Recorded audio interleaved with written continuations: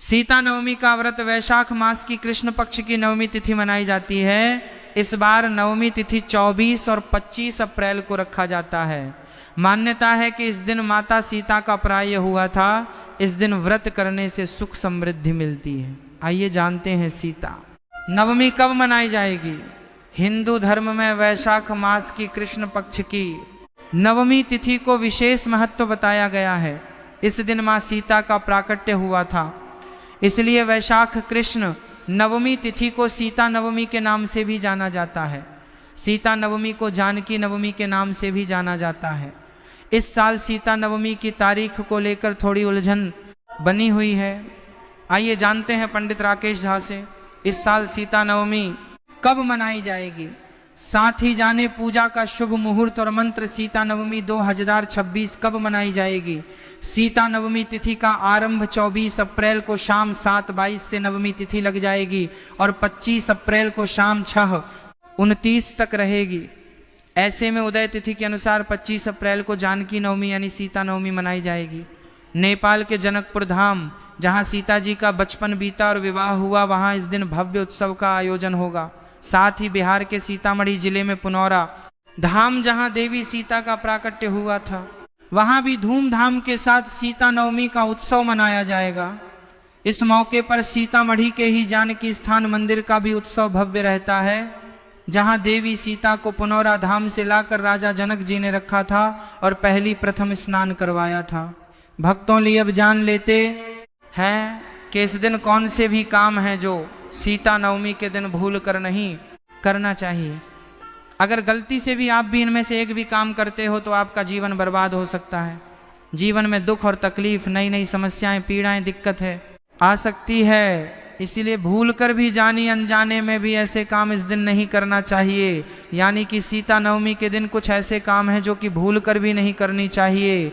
वहीं आप सभी को हम यह भी बताएंगे कि सीता नवमी के दिन कुछ ऐसे गुप्त और खास उपाय हैं जो हर एक सुहागन स्त्री कुंवारी कन्या को जरूर कर लेना चाहिए। हर स्त्री पुरुष को जरूर करना चाहिए, जिससे कि हर मनोकामनाएं, इच्छाएं पूरी हो जाती हैं। जीवन में नई नई सफलता प्राप्त होने लगते हैं। अब तो चलिए सभी जानकारी को हम बारी बारी से जान लेते हैं। भक्तों, अभी तक आपने महायोग टीवी चैनल को सब्सक्राइब ना किया हो, वीडियो को लाइक ना किया हो तो जरूर कर दीजिए, जिससे कि आपकी मनोकामनाएं, इच्छा माता रानी तक पहुंच जाए और वह जल्दी से जल्दी पूरी हो जाए। भक्तों, चलिए जान लेते हैं। जय माता रानी, जय सीता माता की। भक्तों, कमेंट बॉक्स में जय सीता माँ जरूर लिखें। बिना स्नान और शुद्धता के पूजा शुरू करना। सबसे पहली और सबसे आम गलती यही होती है कि लोग जल्दीबाजी में बिना ठीक से स्नान किए या मन को शांत किए पूजा करने बैठ जाते हैं। देखो, सीता माता को पवित्रता बहुत प्रिय है, इसलिए इस दिन शरीर ही नहीं बल्कि मन की भी सफाई जरूरी होती है। अगर मन में गुस्सा, ईर्ष्या या किसी के लिए बुरा भाव लेकर पूजा करोगे तो उसका पूरा फल नहीं मिलेगा। खासकर स्त्रियों और कुंवारी कन्याओं को इस दिन साफ सुथरे वस्त्र पहनकर ही पूजा करनी चाहिए। अगर कोई मजबूरी हो तो कम से कम हाथ पैर धोकर मन को शांत करके ही पूजा शुरू करो।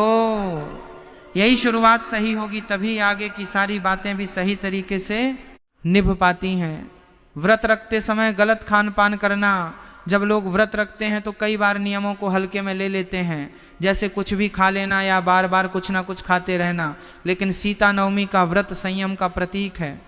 इस दिन तामसिक चीजें जैसे लहसुन, प्याज, मांसाहार बिल्कुल नहीं लेना चाहिए।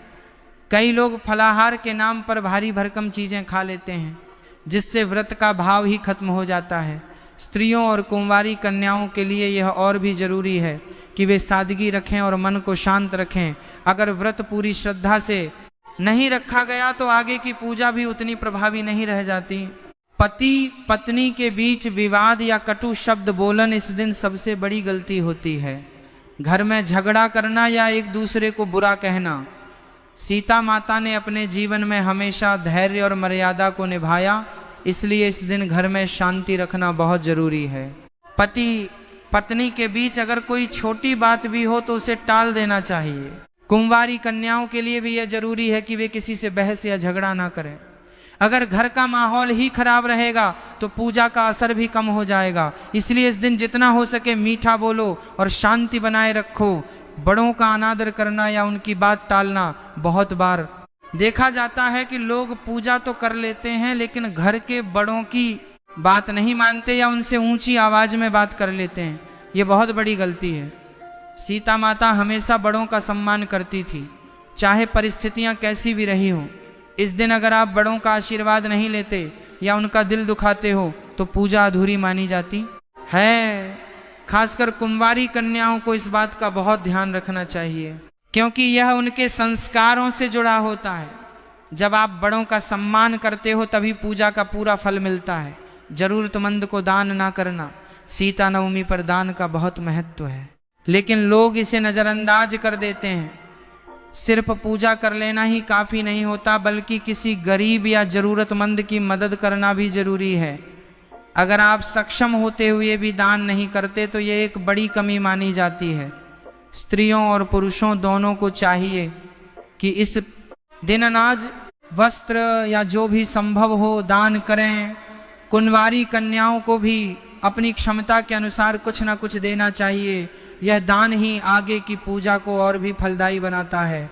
तुलसी और पूजा सामग्री का अपमान करना, कई बार लोग पूजा के बाद फूल, तुलसी या अन्य सामग्री को इधर उधर फेंक देते हैं, जो बिल्कुल गलत है। ये सीधा सीधा अपमान माना जाता है।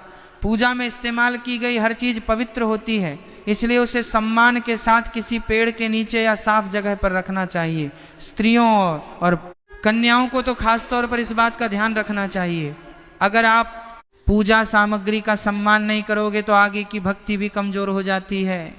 दिन भर आलस्य और समय की बर्बादी करना। सीता नवमी का दिन सिर्फ आराम करने या मोबाइल में समय बिताने का नहीं होता। बहुत लोग व्रत रखकर भी दिन भर सोते रहते हैं या समय बर्बाद करते हैं, जो सही नहीं है। इस दिन जितना हो सके भजन, पूजा, कथा सुनना या भगवान का स्मरण करना चाहिए। अगर आप इस दिन को यूं ही निकाल दोगे तो उसका महत्व ही खत्म हो जाएगा। खासकर कुंवारी कन्याओं को चाहिए कि वे इस दिन कुछ अच्छा सीखें या पढ़ें। यही दिन को सार्थक बनाता है। गलत या अधूरी पूजा विधि करना, कई लोग बिना सही जानकारी के पूजा शुरू कर देते हैं और बीच में ही कुछ छोड़ देते हैं, यह भी एक गलती है। पूजा हमेशा पूरी विधि और श्रद्धा से करनी चाहिए। अगर आपको पूरी विधि नहीं आती तो जितना जानते हो उतना सही तरीके से करो, लेकिन दिखावे के लिए कुछ भी अधूरा मत करो। स्त्रियों और कन्याओं को चाहिए कि पहले समझ लें फिर पूजा करें। अधूरी पूजा से बेहतर है सच्चे मन से छोटी पूजा करना। नकारात्मक सोच या शिकायतें करना, इस दिन अगर आप भगवान से सिर्फ शिकायत करते रहोगे या नकारात्मक सोच रखोगे तो उसका असर भी गलत पड़ता है। सीता माता ने कठिन समय में भी धैर्य नहीं छोड़ा, इसलिए इस दिन सकारात्मक रहना बहुत जरूरी है। अगर मन में बार बार बुरे विचार आएंगे तो पूजा का फल कम हो जाएगा। स्त्री, पुरुष और कुंवारी कन्याएं, संगीत, सभी को इस दिन अच्छे विचार रखने चाहिए। यही मन को शांत रखता है और पूजा को सफल बनाता है। श्रद्धा के बजाय दिखावा करना सबसे आखिरी और सबसे बड़ी गलती है। संगीत दिखावा करना, कई लोग सिर्फ दूसरों को दिखाने के लिए बड़ी बड़ी पूजा करते हैं, लेकिन मन में सच्ची श्रद्धा नहीं होती। याद रखना, भगवान को दिखावा नहीं सच्चा भाव पसंद है। अगर आप कम साधनों में भी सच्चे मन से पूजा करोगे तो उसका फल ज़्यादा मिलेगा। स्त्रियों और कन्याओं को तो ये बात हमेशा याद रखनी चाहिए कि भक्ति दिल से होती है, बाहरी चीज़ों से नहीं। जब ये बात समझ में आ जाती है तो बाकी सारी गलतियाँ अपने आप खत्म हो जाती हैं। सुबह जल्दी उठकर शांत मन से दिन की शुरुआत करना देखो। सबसे पहले बात यहीं से शुरू होती है कि तुम इस दिन कैसे उठते हो। अगर तुम देर तक सोते रहोगे या उठते ही मोबाइल में लग जाओगे तो दिन की पवित्रता वहीं खत्म हो जाती है। सीता नवमी के दिन कोशिश करो कि ब्रह्म मुहूर्त या सूर्योदय से पहले उठो। धीरे धीरे आंख खोलो और मन ही मन सीता माता का नाम लो। फिर बिस्तर से उठने से पहले धरती माता को प्रणाम करो, क्योंकि सीता माता स्वयं धरती से प्रकट हुई थी। ये छोटा सा काम तुम्हारे पूरे दिन का भाव तय कर देता है। जब शुरुआत सही हो जाती है तभी आगे के सारे उपाय भी अच्छे से फल देते हैं। स्नान करके खुद को बाहर और अंदर से शुद्ध करना, अब जब उठ गए हो तो अगला कदम है स्नान, लेकिन इसे बस नहाना मत समझना, ये खुद को शुद्ध करने का एक तरीका है। स्नान करते समय संगीत मन में यह भाव रखो कि तुम्हारे सारे नकारात्मक विचार भी धुल रहे हैं। अगर संभव हो तो पानी में थोड़ा गंगा जल मिलाकर स्नान करो। स्त्रियां और कुंवारी कन्याएं इस दिन संगीत, साफ और हल्के रंग के वस्त्र पहने जिससे मन में भी शांति बनी रहे। जब शरीर और मन दोनों साफ हो जाते हैं तभी तुम सही तरीके से पूजा करने संगीत के योग्य बनते हो और यही तुम्हें अगले कदम की ओर ले जाता है। घर के मंदिर और आसपास की जगह को साफ करके संगीत सजाना। अब जब तुम खुद शुद्ध हो गए तो जरूरी है कि जहाँ पूजा करनी है वह जगह भी साफ सुथरी हो। मंदिर की सफाई करो, पुराने फूल हटा दो और नया आसन बिछाओ। फिर वहाँ दीपक, फूल और अगरबत्ती से हल्की सी सजावट करो। ऐसा करने से सिर्फ जगह ही नहीं तुम्हारा मन भी खुश हो जाता है। याद रखना, जहाँ साफ सफाई और सुंदरता होती है वहीं सकारात्मक ऊर्जा आती है। जब माहौल अच्छा बनता है तो पूजा में मन अपने आप लगने लगता है। सच्चे मन से सीता माता और भगवान राम की पूजा करना। अब आता है सबसे जरूरी हिस्सा, पूजा। बैठकर सबसे पहले भगवान राम और माता सीता का ध्यान करो, फिर उन्हें फूल, फल और मिठाई अर्पित करो। अगर ज़्यादा कुछ नहीं है तो सिर्फ जल और फूल भी चलेगा, लेकिन भाव सच्चा होना चाहिए। पूजा करते समय जल्दीबाजी मत करना, हर मंत्र और हर अर्पण को महसूस करते हुए करना। जब तुम इस संगीत तरह से पूजा करते हो तो तुम्हारा मन पूरी तरह जुड़ जाता है और यही जुड़ाव आगे के उपायों को और भी प्रभावी बना देता है। सीता नवमी की कथा सुनना या पढ़ना। पूजा के बाद सीता नवमी की कथा जरूर सुनो या पढ़ो। देखो, बिना कथा के पूजा अधूरी मानी जाती है, क्योंकि कथा ही हमें उस दिन का असली महत्व समझाती है। जब तुम सीता माता के जीवन के बारे में सुनते हो, उनका धैर्य, त्याग, संगीत और शक्ति, तो तुम्हें अपने जीवन के लिए भी सीख मिलती है। कोशिश करो कि पूरे ध्यान से कथा सुनो। बीच में मन को भटकने मत दो, यही कथा तुम्हारे अंदर भक्ति को और गहरा करती है। पूरे दिन अपने व्यवहार में मिठास और धैर्य रखना। अब जब तुमने पूजा और कथा कर ली तो असली परीक्षा शुरू होती है। तुम्हारा व्यवहार, इस दिन कोशिश करो कि किसी से भी ऊंची आवाज में बात न करो, गुस्सा न करो। अगर कोई गलती भी कर दे तो उसे प्यार से समझाओ। सीता माता ने हमेशा धैर्य और मर्यादा का पालन किया, इसीलिए इस दिन उनका अनुसरण करना बहुत जरूरी है। जब तुम्हारा व्यवहार अच्छा रहता है तो वही भक्ति सच्ची मानी जाती है। जरूरतमंद को दान और सेवा करना। अब बात आती है दान की, जो इस दिन का एक अहम हिस्सा है। अगर तुमने पूजा संगीत कर ली लेकिन किसी जरूरतमंद की मदद नहीं की तो कुछ अधूरा रह जाता है। इस दिन अनाज, कपड़े या फल किसी गरीब को जरूर दो। अगर आसपास कोई नहीं है तो किसी मंदिर में भी दे सकते हो। स्त्रियां और कुंवारी कन्याएं भी अपनी क्षमता के अनुसार कुछ ना कुछ जरूर दें। जब तुम दान करते हो तो तुम्हारा मन और भी हल्का और खुश हो जाता है। व्रत रखते हुए संयम और सादगी बनाए रखना। अगर तुम व्रत रख रहे हो तो उसे सिर्फ खाना छोड़ना मत समझना। असली व्रत है अपने मन और इंद्रियों को नियंत्रित करना। इस दिन सादा फलाहार लो, ज्यादा तला भुना मत खाओ, बार बार खाने से बचो और मन को भगवान के नाम में लगाए रखो। जब तुम संयम रखते हो तो तुम्हारे अंदर एक अलग तरह की शांति आती है जो तुम्हें और मजबूत बनाती है। दिन भर भगवान का नाम लेते रहना और भजन सुनना। अब जब दिन आगे बढ़ रहा है तो कोशिश करो कि तुम्हारा मन बार बार भगवान की तरफ ही जाए। खाली समय में भजन सुनो, राम नाम जपो या सीता माता का ध्यान करो। ऐसा करने से तुम्हारा मन इधर उधर नहीं भटकेगा और दिन की पवित्रता बनी रहेगी। ये छोटा सा अभ्यास तुम्हें अंदर से बहुत मजबूत करता है। शाम को दीपक जलाकर दिन का समापन कृतज्ञता के साथ करना और आखिर में जब दिन खत्म हो तो शाम को एक दीपक जलाओ और भगवान को धन्यवाद दो। ये मत सोचो कि तुम्हें क्या नहीं मिला, बल्कि ये सोचो कि तुम्हें क्या क्या मिला है। सीता माता का आशीर्वाद मानकर दिन का अंत करो। जब तुम कृतज्ञता के साथ दिन खत्म करते हो तो तुम्हारा मन पूरी तरह संतुष्ट हो जाता है और यही इस पूरे दिन का सबसे सुंदर अंत होता है। लगता है आपने शैतान अपनी के लिखा है। शायद आपका मतलब शैतान से बचने के उपाय, गलतियां और खास जानकारी से है। उसी अनुसार मैं आपको गहराई से इंसानी अंदाज में हर एक पॉइंट को विस्तार से समझा रहा हूँ। एक सबसे बड़ा उपाय मन और सोच को मजबूत रखना।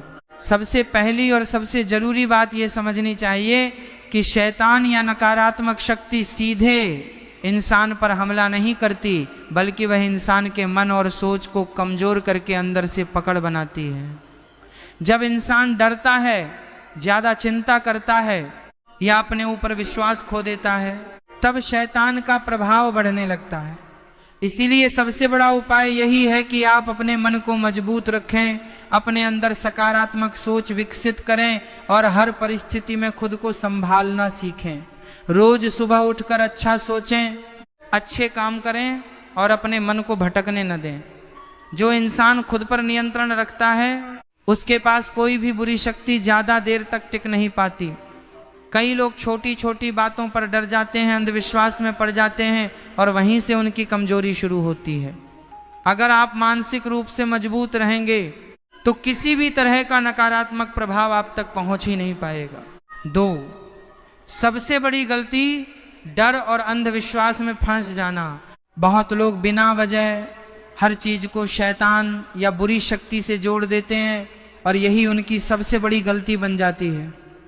अगर घर में कोई आवाज आ जाए, कोई सपना आ जाए या कोई समस्या आ जाए तो लोग तुरंत मान लेते हैं कि यह शैतान का असर है, जबकि हर चीज का एक सामान्य कारण भी होता है। ये डर धीरे धीरे इंसान के दिमाग में बैठ जाता है और फिर वो हर चीज में वही देखने लगता है। शैतान का सबसे बड़ा हथियार ही डर है, और अगर आप डर गए तो समझिए आप खुद ही उसे ताकत दे रहे हैं। इसलिए कभी भी बिना सोचे समझे किसी बात को बुरी शक्ति से न जोड़ें। पहले उसका तर्क समझें, कारण समझें और शांत दिमाग से सोचें। जो इंसान डर पर काबू पा लेता है वह आधी लड़ाई वहीं जीत जाता है। डर को बढ़ाना, दूसरों से डरावनी बातें सुनना और उन्हें सच मान लेना, ये सब आपको कमजोर बनाता है। 3, खास जानकारी, शैतान का असर कब ज्यादा होता है। ये समझना भी जरूरी है कि शैतान या नकारात्मक ऊर्जा उन लोगों पर ज्यादा असर डालती है जो अकेले रहते हैं, ज्यादा उदास रहते हैं या जिनका मन हमेशा नकारात्मक रहता है। जो लोग खुद को समाज से अलग कर लेते हैं, किसी से बात नहीं करते और अपने अंदर ही उलझे रहते हैं, वे धीरे धीरे मानसिक रूप से कमजोर हो जाते हैं।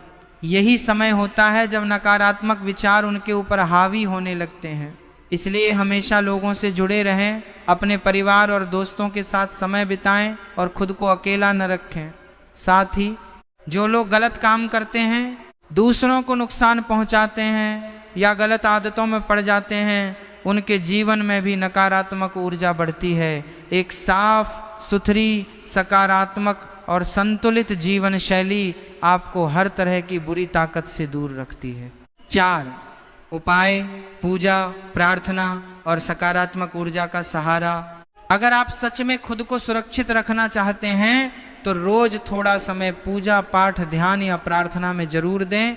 यह सिर्फ धार्मिक काम नहीं है, बल्कि यह आपके मन को शांत और मजबूत बनाने का तरीका है।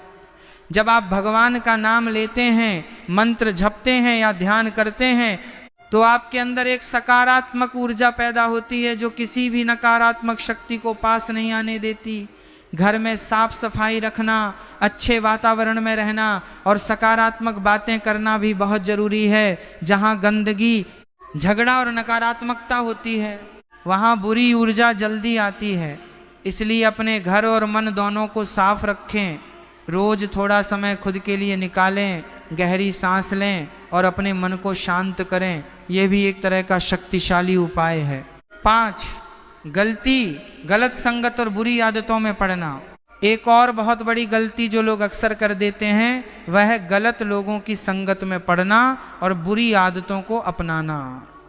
जो लोग नशा करते हैं, झूठ बोलते हैं, दूसरों को नुकसान पहुंचाते हैं या गलत रास्तों पर चलते हैं, उनके जीवन में धीरे धीरे नकारात्मकता बढ़ती जाती है।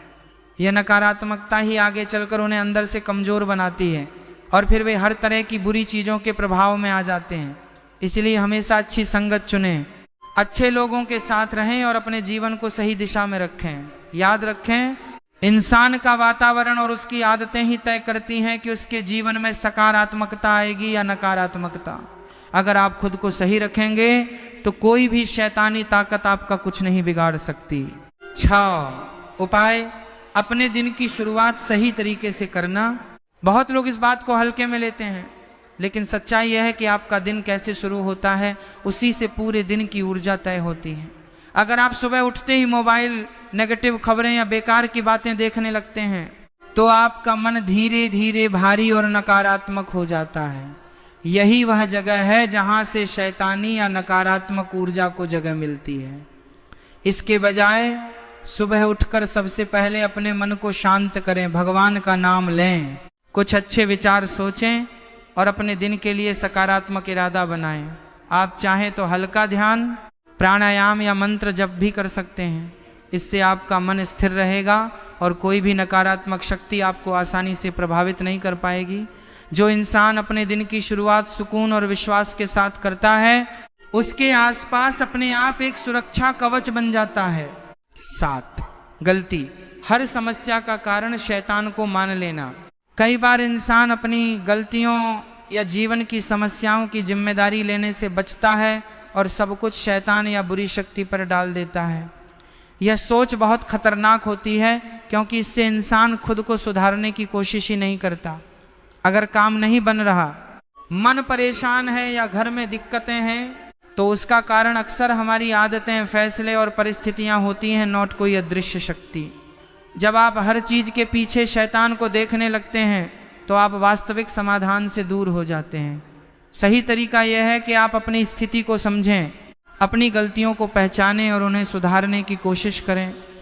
जो इंसान अपनी जिम्मेदारी खुद लेता है वह धीरे धीरे हर समस्या से बाहर निकल आता है और उसे किसी भी तरह की नकारात्मक शक्ति का डर नहीं रहता।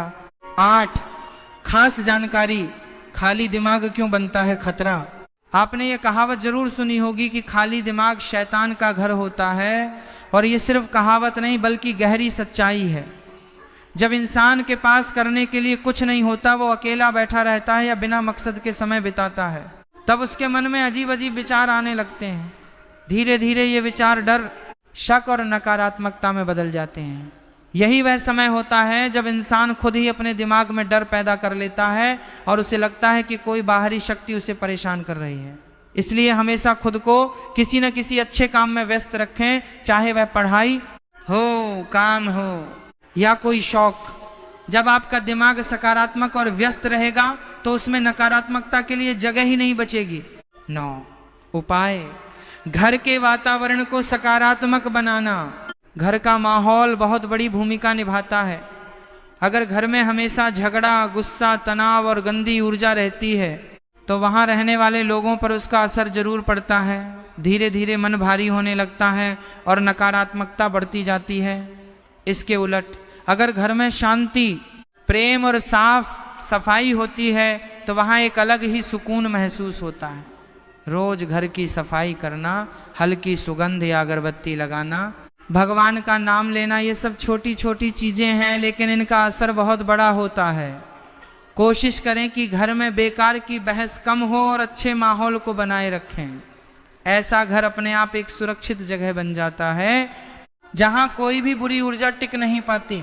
10 गलती, रात में डरावनी चीजों में ज्यादा डूब जाना। आजकल बहुत लोग रात में डरावनी वीडियो, कहानियां या फिल्में देखते हैं और फिर खुद ही डर जाते हैं।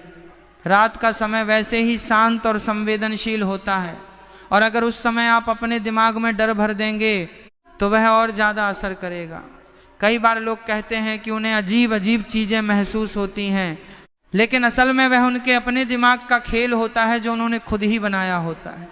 इसीलिए खासकर रात के समय अपने दिमाग को शांत रखें, ज़्यादा डरावनी चीज़ों से दूर रहें और सोने से पहले कुछ अच्छा सोचें या भगवान का नाम लें। इससे आपकी नींद भी अच्छी आएगी और मन भी सुरक्षित रहेगा। 11 उपाय, अपने अंदर की आवाज़, अंतरात्मा को सुनना सीखें। हर इंसान के अंदर एक आवाज़ होती है जो सही और गलत का फ़र्क बताती है, लेकिन हम अक्सर उसे नज़रअंदाज कर देते हैं। जब भी आप कोई गलत काम करने जा रहे होते हैं या किसी गलत दिशा में बढ़ रहे होते हैं तो अंदर से एक हल्का सा संकेत जरूर मिलता है कि ये ठीक नहीं है। यही आपकी सबसे बड़ी सुरक्षा है। अगर आप इस आवाज को सुनना और मानना शुरू कर देंगे तो आप अपने आप ही बहुत सारी गलतियों और नकारात्मक रास्तों से बच जाएंगे। जो इंसान अपनी अंतरात्मा की सुनता है वह धीरे धीरे इतना मजबूत हो जाता है कि कोई भी बाहरी नकारात्मक प्रभाव उस पर असर नहीं कर पाता। लेकिन जो इसे दबा देता है वह धीरे धीरे गलत रास्तों में उलझता चला जाता है। 12, गलती खुद को कमजोर और असहाय मान लेना। बहुत लोग अंदर से यह मान लेते हैं कि वे कमजोर हैं, उनके पास कोई शक्ति नहीं है और कोई भी बुरी ताकत उन्हें आसानी से प्रभावित कर सकती है। यही सोच सबसे बड़ी गलती बन जाती है। याद रखें, इंसान के अंदर जितनी शक्ति है उतनी किसी भी नकारात्मक ऊर्जा में नहीं होती। बस फर्क यह है कि हम उसे पहचानते नहीं हैं। जब आप खुद को कमजोर मान लेते हैं तो आपका आत्मविश्वास गिर जाता है और डर हावी हो जाता है। लेकिन जैसे ही आप अपने अंदर की ताकत को पहचानते हैं और खुद पर विश्वास करते हैं, वैसे ही आपका पूरा व्यक्तित्व बदल जाता है। इसलिए कभी भी खुद को छोटा या असहाय मत समझिए। आपका विश्वास ही आपकी सबसे बड़ी ढाल है। 13, खास जानकारी। नकारात्मक शब्दों का असर भी ऊर्जा बनता है।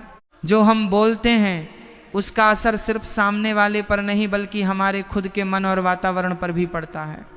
अगर आप हमेशा गुस्से में, शिकायत में या बुरी भाषा में बात करते हैं तो धीरे धीरे आपके आसपास एक नकारात्मक माहौल बन जाता है। कई बार लोग ध्यान नहीं देते कि उनके शब्द ही उनके जीवन की ऊर्जा तय कर रहे होते हैं। इसके उलट अगर आप सकारात्मक, शांत और अच्छे शब्दों का इस्तेमाल करते हैं तो वही ऊर्जा आपके पास वापस आती है। इसीलिए बोलने से पहले सोचें, क्या ये जरूरी है, क्या ये सही है। ये छोटी सी आदत आपको बहुत बड़े नकारात्मक प्रभाव से बचा सकती है। 14, उपाय शरीर को स्वस्थ और ऊर्जा से भरा रखना। अक्सर लोग सोचते हैं कि ये सब सिर्फ मन से जुड़ी बातें हैं, लेकिन शरीर का भी इसमें बहुत बड़ा रोल होता है। जब आपका शरीर कमजोर होता है, आप थके हुए रहते हैं, नींद पूरी नहीं होती या खान पान सही नहीं होता, तो आपका मन भी कमजोर होने लगता है और यही कमजोरी नकारात्मकता को जगह देती है। इसलिए अपने शरीर का ध्यान रखना भी एक बड़ा उपाय है। समय पर सोना, सही खाना, थोड़ा व्यायाम करना और खुद को एक्टिव रखना। जब शरीर मजबूत होगा तो मन भी अपने आप मजबूत रहेगा और आप किसी भी तरह के डर या नकारात्मकता से आसानी से निपट पाएंगे। 15, गलती अकेले में डर को बढ़ाते रहना। कई बार इंसान को थोड़ा डर लगता है लेकिन वह उस डर को किसी से शेयर नहीं करता और अकेले ही उसे बढ़ाता रहता है। वह बार बार उसी बात को सोचता है, कल्पना करता है और धीरे धीरे वह डर बहुत बड़ा बन जाता है। यही सबसे बड़ी गलती होती है। अगर आपको कभी भी अजीब महसूस हो, डर लगे या कुछ समझ ना आए तो उसे अपने किसी भरोसेमंद व्यक्ति से जरूर शेयर करें, चाहे वह परिवार का सदस्य हो या दोस्त। जब आप बात करते हैं तो आपको खुद ही समझ आने लगता है कि डर उतना बड़ा नहीं था जितना आपने बना लिया था। अकेले में डर को पालना उसे और मजबूत बना देता है। 16, खास जानकारी। आदतें ही भविष्य बनाती हैं, असर भी वही तय करती हैं। आप रोज जो करते हैं वही धीरे धीरे आपकी जिंदगी बनाता है। अगर आपकी आदतें अच्छी हैं, जैसे समय पर उठना, अच्छा सोचना, सही लोगों के साथ रहना, तो आपका जीवन भी उसी दिशा में जाएगा। लेकिन अगर आदतें खराब हैं, जैसे आलस, टाल मटोल, गुस्सा या गलत संगत, तो धीरे धीरे नकारात्मकता बढ़ती जाएगी। बहुत लोग बड़े उपाय ढूंढते हैं लेकिन असली बदलाव छोटी छोटी आदतों से आता है। अगर आप अपनी आदतों को सुधार लेते हैं तो आपको किसी भी तरह की बुरी शक्ति से डरने की जरूरत ही नहीं पड़ेगी, क्योंकि आपका जीवन खुद ही संतुलित और सुरक्षित हो जाएगा। इसमें जहर की एक बूंद डाल दी हो। झाड़ू को कभी भी खुले में नहीं रखना चाहिए और तुलसी के पास तो भूलकर भी नहीं। जो लोग झाड़ू या पोछे का कपड़ा तुलसी के चबूतरे के पास रख देते हैं, उनके घर में कभी भी बरकत नहीं हो सकती। उनका कमाया हुआ सारा पैसा पानी की तरह बह जाता है। कोई ना कोई ऐसा खर्च हमेशा उनके सिर पर खड़ा रहता है जिसकी उन्होंने कभी उम्मीद भी नहीं की होती। व्यापारी की पत्नी रोज सफाई करने के बाद अपनी झाड़ू को तुलसी के गमले के पीछे छिपा कर रख देती थी। उसे लगता था कि वहां झाड़ू किसी को दिखाई नहीं देगी, लेकिन उसे क्या पता था कि उसकी यही छोटी सी आदत उसके पूरे परिवार को सड़क पर ले आएगी। जैसे ही व्यापारी ने अपने घर जाकर उस झाड़ू को वहां से हटाया, उसके घर का माहौल धीरे धीरे बदलने लगा। जो एक भयंकर नकारात्मक ऊर्जा पूरे घर में फैली हुई थी, वह छंटने लगी। कुछ ही महीनों में उसका डूबा हुआ व्यापार फिर से खड़ा होने लगा। घर के सदस्यों का स्वास्थ्य सुधरने लगा और उनके घर में फिर से खुशियां लौट आईं। ये कोई चमत्कार नहीं था, बल्कि ये सही ऊर्जा का प्रवाह था। जब आप गलत चीजों को सही जगह से हटा देते हैं, तो ब्रह्मांड की सकारात्मक शक्तियां अपने आप आपके जीवन को संवारने लगती हैं। तुलसी माता बहुत ही दयालु हैं, वह अपने भक्तों के हर दुख को हर लेती हैं, लेकिन हमें भी उनके प्रति कुछ सावधानियां बरतनी चाहिए। तुलसी के पौधे को हमेशा घर की उत्तर या पूर्व दिशा में ही रखना चाहिए, क्योंकि यह दिशा देवताओं की दिशा मानी जाती है। कभी भी दक्षिण दिशा में तुलसी का पौधा न रखें, क्योंकि दक्षिण यम की दिशा होती है और वहां रखा गया पौधा कभी पनपता नहीं है और घर में हमेशा कोई न कोई बीमार पड़ा रहता है। इसके अलावा तुलसी के पौधे के पास हमेशा साफ सफाई रखें। शाम के समय जब आप दीपक जलाएं, तो इस बात का ध्यान रखें कि दीपक सीधा जमीन पर न रखा हो। दीपक के नीचे थोड़े से चावल या फूलों की पंखुड़ियां जरूर रखें। एक और बहुत ही जरूरी बात जो मैं आपको बताना चाहता हूं, वह यह है कि रविवार, एकादशी और सूर्य या चंद्र ग्रहण के दिन तुलसी के पौधे को कभी भी जल नहीं चढ़ाना चाहिए और न ही उनके पत्ते तोड़ने चाहिए। माना जाता है कि इन दिनों में तुलसी माता भगवान विष्णु के लिए निर्जला व्रत रखती हैं। जब हम इन दिनों में उन्हें जल चढ़ाते हैं, तो उनका व्रत टूट जाता है और इससे घर में भारी दोष लगता है। कई बार लोग अनजाने में तुलसी के पास शिवलिंग या गणेश जी की मूर्ति भी स्थापित कर देते हैं। ये भी एक बहुत बड़ी गलती है, जिसका परिणाम पूरे परिवार को भुगतना पड़ता है। शिव पुराण में स्पष्ट रूप से बताया गया है कि भगवान शिव ने जालंधर नाम के असुर का वध किया था, जो कि वृंदा यानी तुलसी का पति था। इसी वजह से तुलसी के पूजन में शिवजी का और शिवजी के पूजन में तुलसी का प्रयोग पूरी तरह से वर्जित है। जब आप शिवलिंग को तुलसी के पास रखते हैं, तो दो विरोधी ऊर्जाएं एक साथ टकराती हैं। इससे घर में एक ऐसा भयंकर वास्तु दोष पैदा होता है, जिससे घर के मुखिया के ऊपर हमेशा अकाल मृत्यु का साया मंडराता रहता है। इसी तरह भगवान गणेश को भी तुलसी चढ़ाना वर्जित है। एक पौराणिक कथा के अनुसार एक बार भगवान गणेश नदी के किनारे तपस्या कर रहे थे। तब वहां से तुलसी गुजरी और उन्होंने गणेश जी के रूप को देखकर उनसे विवाह का प्रस्ताव रखा, लेकिन गणेश जी ने ब्रह्मचर्य का पालन करने की बात कहकर उनके प्रस्ताव को ठुकरा दिया। इस पर क्रोधित होकर तुलसी ने उन्हें 2 विवाह होने का श्राप दे दिया और बदले में गणेश जी ने भी तुलसी को श्राप दिया कि उनका विवाह एक असुर से होगा। इस आपसी श्राप के कारण ही कभी भी गणेश जी की पूजा में तुलसी का प्रयोग नहीं होता है। इसलिए भूलकर भी तुलसी के गमले में या उसके बिल्कुल पास शिवजी या गणेश जी की कोई भी प्रतिमा न रखें। आप शालिग्राम जी को तुलसी के पास रख सकते हैं, क्योंकि शालिग्राम भगवान विष्णु के ही रूप हैं और तुलसी उनकी प्रिय पत्नी है। इसके अलावा क्या आपने कभी ध्यान दिया है कि जिस मिट्टी में तुलसी का पौधा लगा होता है, उस मिट्टी का भी एक विशेष महत्व होता है। कई बार लोग बाहर से कहीं से भी मिट्टी लाकर उसमें तुलसी का पौधा लगा देते हैं, लेकिन शास्त्रों के अनुसार तुलसी के पौधे के लिए सबसे उत्तम मिट्टी वह होती है जो पूरी तरह से शुद्ध हो। कभी भी श्मशान के पास की या किसी गंदे नाले के आसपास की मिट्टी का प्रयोग नहीं करना चाहिए। तुलसी की जड़ों में माता पृथ्वी का वास होता है। इसके मध्य भाग में भगवान ब्रह्मा और ऊपरी भाग में भगवान शिव का वास होता है। इसकी हर एक पत्ती में सभी देवी देवताओं का निवास माना जाता है। इसीलिए तुलसी के पौधे के पास की जगह को हमेशा गोबर या साफ पानी से लीपना चाहिए। आजकल शहरों में गोबर मिलना मुश्किल होता है, इसलिए आप साफ पानी में थोड़ा सा गंगा जल मिलाकर वहां का फर्श साफ कर सकते हैं। एक और बात जो आपको ध्यान रखनी है वह यह है कि कभी भी तुलसी के पौधे को प्लास्टिक के गमले में नहीं लगाना चाहिए। प्लास्टिक एक कृत्रिम और अशुद्ध धातु मानी जाती है। मिट्टी का गमला ही तुलसी के लिए सबसे सर्वश्रेष्ठ होता है। जब तुलसी की जड़ें शुद्ध मिट्टी के संपर्क में आती हैं, तो वे पूरे घर के वास्तु दोषों को अपनी ओर खींचकर नष्ट कर देती हैं। अगर किसी कारणवश आपके घर में लगा तुलसी का पौधा सूख जाए, तो उसे कभी भी कूड़ादान में नहीं फेंकना चाहिए। सूखी हुई तुलसी को हमेशा किसी पवित्र नदी में प्रवाहित कर देना चाहिए या फिर उसे मिट्टी में गहरा गड्ढा खोदकर दबा देना चाहिए। सूखी हुई तुलसी को घर में रखना भी अशुभ माना जाता है। ये घर में आने वाली किसी बड़ी विपत्ति का संकेत हो सकता है। कई बार ऐसा होता है कि हम तुलसी के पौधे की बहुत देखभाल करते हैं, उसे समय पर जल भी देते हैं, लेकिन फिर भी वह बार बार सूख जाता है। क्या आपने कभी सोचा है कि ऐसा क्यों होता है?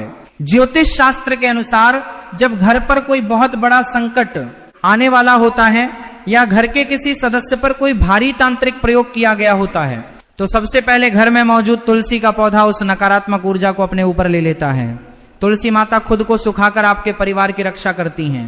इसलिए अगर आपकी तुलसी बार बार सूख रही है तो ये इस बात का संकेत है कि आपके घर के आसपास कोई बहुत ही भयंकर नकारात्मक शक्ति मंडरा रही है और आपको तुरंत अपने घर में सत्यनारायण की कथा या गायत्री मंत्र का जाप करवाना चाहिए। तुलसी के पत्तों का प्रयोग कई तरह की बीमारियों को ठीक करने में भी किया जाता है, लेकिन पत्ते तोड़ते समय भी एक विशेष नियम का पालन करना होता है। कभी भी बिना नहाए अशुद्ध हाथों से तुलसी के पत्तों को नहीं छूना चाहिए। पत्ते तोड़ने से पहले हमेशा दोनों हाथ जोड़कर तुलसी माता से अनुमति मांगनी चाहिए। और हाँ, कभी भी तुलसी के पत्तों को नाखूनों से नहीं तोड़ना चाहिए, हमेशा अपनी उंगलियों के पोरों का इस्तेमाल करना चाहिए। जो इंसान इन छोटे छोटे नियमों का पालन करता है उसके घर में कभी भी किसी चीज की कमी नहीं रहती।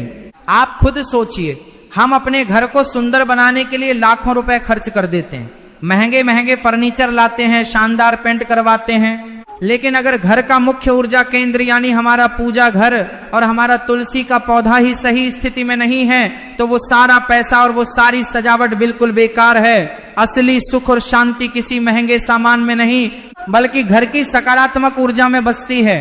इसलिए मेरी आपसे हाथ जोड़कर विनती है कि आज ही अपने घर की छत पर, बालकनी में या आंगन में जहां भी आपने तुलसी का पौधा रखा है वहां जाकर एक बार अच्छी तरह से निरीक्षण करें। देखें कि कहीं अनजाने में आपने वहां कोई गंदा कपड़ा, कोई टूटा हुआ बर्तन, कूड़ादान, झाड़ू या कोई कांटेदार पौधा तो नहीं रख दिया है। अगर रखा है तो उसे तुरंत वहां से हटा दें। उस जगह को अच्छे से साफ करें, वहां थोड़ा सा गंगा जल छिड़कें और माता तुलसी से अपनी अनजाने में हुई गलती की क्षमा मांगें। भगवान बहुत दयालु हैं, वे हमारी गलतियों को माफ कर देते हैं जब हम सच्चे मन से पश्चाताप करते हैं। आप देखेंगे कि जैसे ही आप इन 3 भयंकर चीजों को तुलसी के पास से हटाएंगे, आपके जीवन के बंद पड़े सारे रास्ते एक एक करके खुलने लगेंगे। आपके घर में धन का प्रवाह फिर से शुरू हो जाएगा। जो परिवार कल तक बीमारियों और क्लेश से जूझ रहा था, वहां एक नई ऊर्जा और उत्साह भर जाएगा। आपको बस इस बात का हमेशा ध्यान रखना है कि तुलसी कोई साधारण पौधा नहीं है, ये साक्षात नारायण की प्रियतमा है। आप इन्हें जितना आदर और सम्मान देंगे वे आपके जीवन को उतना ही हरा भरा और समृद्ध बना देंगी। तुलसी के पौधे के पास रखी ये 3 चीजें लाती हैं भयंकर गरीबी,